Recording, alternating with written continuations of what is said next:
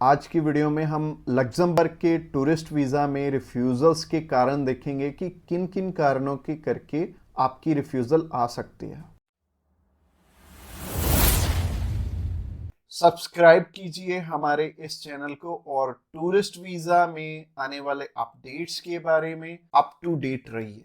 तो जहां तक बात की जाए आज के टाइम में रिफ्यूज़ल्स की, रिफ्यूज़ल रेट बहुत ज़्यादा पीक पे हैं और जैसे कि मैंने बताया 4 बारी अप्लाई करके 5 बारी अप्लाई करके भी लोग बैठे हैं जिनको कि समझ में नहीं आ रहा कि उनका रिफ्यूज़ क्यों हुआ है। तो सबसे बड़ी इसमें दिक्कत होती है रिक्वायरमेंट्स की। एक एम्बेसी की जो रिक्वायरमेंट है ना, वो ना तो आपको किसी साइट से मिलेगी और ना ही इसमें इलेबोरेट आपको एम्बेसी करेगी। चाहे उन्हें खुद फोन लगा लेना, चाहे आप वीएफएस को फोन लगा लेना, वो भी आपकी हेल्प नहीं करेंगे। और तीसरी चीज आती है यहाँ पे कंसल्टेंट्स। बहुत सारे कंसल्टेंट्स हैं, बहुत कुछ जानते होते हैं, वो आपको इसलिए नहीं बताते क्योंकि उस काम को करने में हो सकता है 2 मंथ या 3 मंथ या फिर 6 मंथ का टाइम जाए। तो मेनली बात यही है कि जब भी हमने टूरिस्ट वीज़ा अप्लाई करना है, हम ध्यान से देख लें कि हमारी रिक्वायरमेंट पूरी हो रही है और किसी अच्छे कंसल्टेंट के थ्रू ही अप्लाई करना। मैं तो एक चीज बोलता हूं कि बड़े नाम के पीछे तो कभी मत जाना। देखो अभी कोई बड़ा नाम है तो उन्हें कोई फर्क नहीं पड़ता कि आपका वीजा आए चाहे आपका रिफ्यूज हो।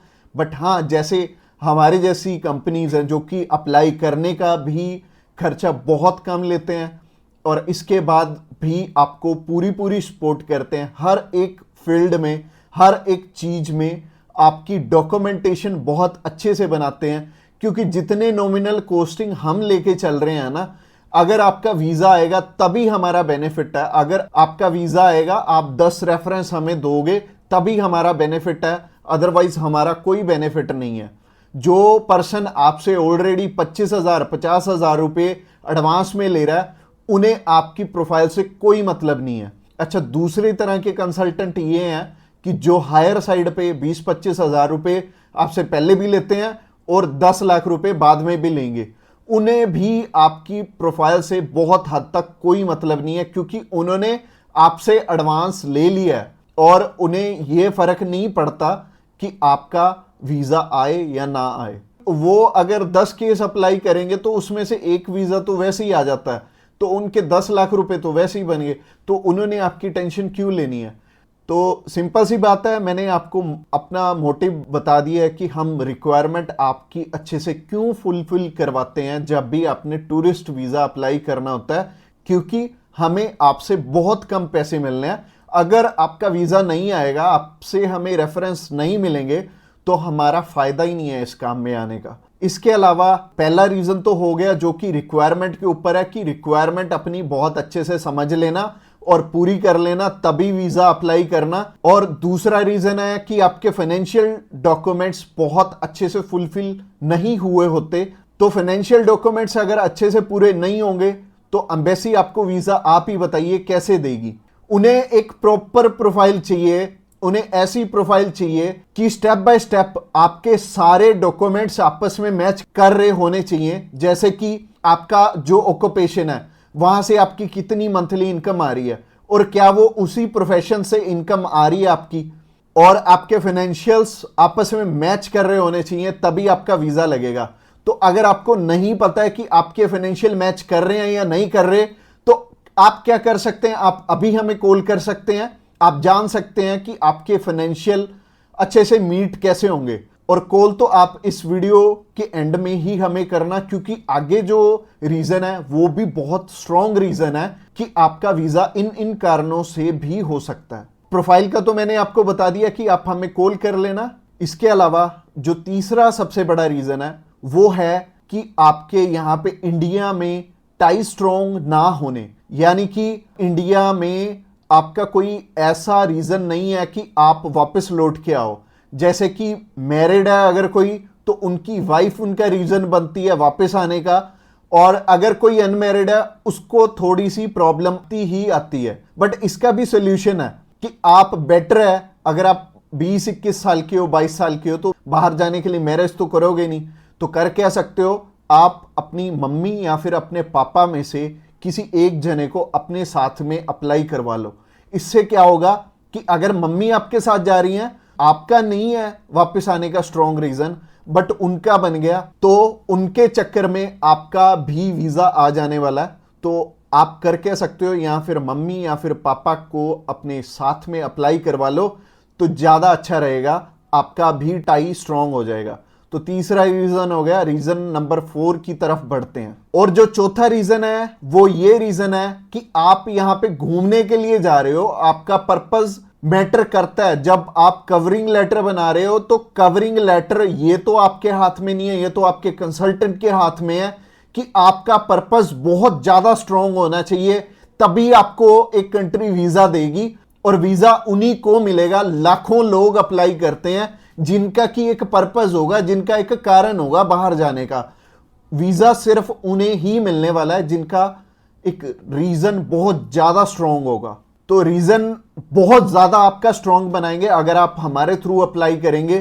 तो ये चौथा कारण था आपका वीजा रिफ्यूज होने का। और ये 4 कारण ही हैं जो सबसे बड़े रिफ्यूजल के आपके चांसेस बनते हैं। जिन कारणों के पीछे ये चारों चीजें अपनी ठीक कर लो।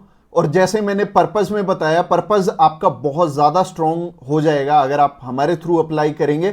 तो अगर आप हमारे थ्रू अप्लाई करना चाहते हैं, आप जानकारी लेना चाहते हैं कि आपके रिक्वायरमेंट पूरी है, क्या आपके फैमिली टाइज स्ट्रांग है, तो आप अभी हमें कॉल करके पता कर सकते हैं कि क्या आपकी रिक्वायरमेंट अच्छे से पूरी है, क्या आपके फाइनेंशियल डॉक्यूमेंट जो कि सबसे ज्यादा इंपॉर्टेंट है आपस में मैच कर रहे हैं। इसके अलावा जो तीसरा कारण था वो था आपके फैमिली टाइज कितने स्ट्रांग है। इसके अलावा चौथा कारण है कि आपका पर्पस हम कितना स्ट्रांगली लगाएंगे।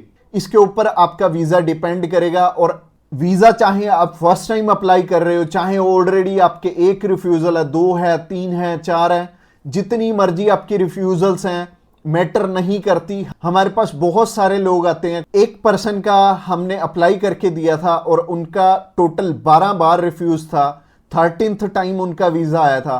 और मोस्टली लोग 1 बारी, 2 बारी, 3 बारी, तो बहुत सारे लोग रिफ्यूज होते हैं।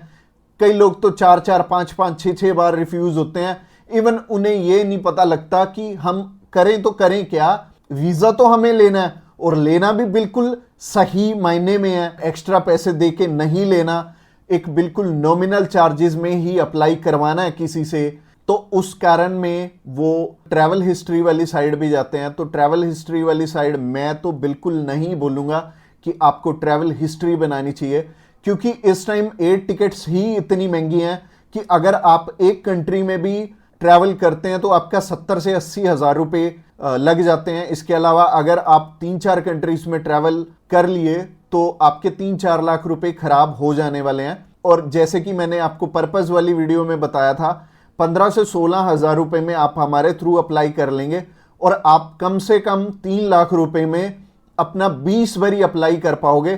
तो ट्रैवल हिस्ट्री पे बिल्कुल भी पैसे मत लगाना। इसके अलावा अगर आप हमें अभी कॉल करना चाहते हो, कॉल कर सकते हो नीचे दिए गए नंबर पे। और इसके अलावा आप हमें व्हाट्सएप पे भी मैसेज कर सकते हो। व्हाट्सएप पे मैसेज करने के लिए डिस्क्रिप्शन बॉक्स में लिंक है, उस लिंक पे क्लिक करते ही आप हमें मैसेज सेंड कर पाएंगे और हम भी आपकी inquiry as soon as possible हम लेने वाले हैं।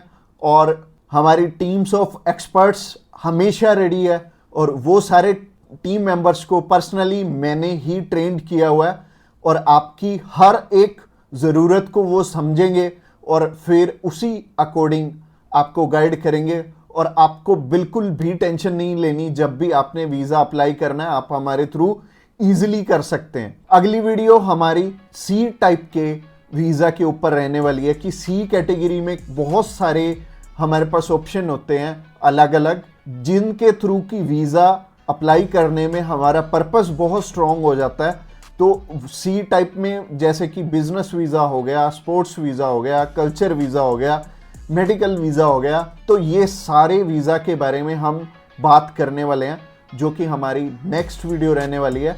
तो आपने क्या करना है, हमारी नेक्स्ट वीडियो को भी जरूर ध्यान से देखना।